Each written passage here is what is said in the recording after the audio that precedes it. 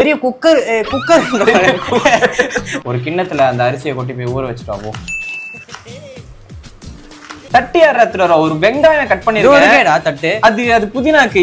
இதுக்கு தட்டு. டேய் போயிட்டு வேற தட்டு எடுத்துனோடா. ரொம்ப வேலை வாங்குறான். வெங்காயம் கட் பண்றது எவ்வளவு பெரிய விஷயம். கட் பண்ண வெங்காயத்தை ஒரு தட்டுல. டேய் என்ன சத்தங்க? தட்டும் அடிச்சுக்கிச்சு.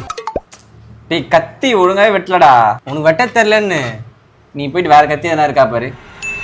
நான் ப்ரோ ஒரு அளவுக்கு தான் ப்ரோ எல்லாமே. டேய் கத்தியே இல்லடா. இங்க இருக்கு. அங்க இருக்கா பாருடா. இருக்கும், ஒழுங்கா தேட கூட மாட்டானுங்க. முன்ன பின்ன கிச்சன் ரூம்ல போனா தானே. ஏய் கத்தி எப்படியா இருக்குமாச்சு தெரியுமா? தெரியும்டா. வேணாம் ஜோக்கு வேணாம் ப்ரோ, ஜோக்கு வேணாம். டேய் இந்த கத்தியும் ஷார்ப்பா இல்லடா. நீ போயிட்டு ஒரு கத்தி ஒன்று வாங்கிட்டு வந்துடுறியா?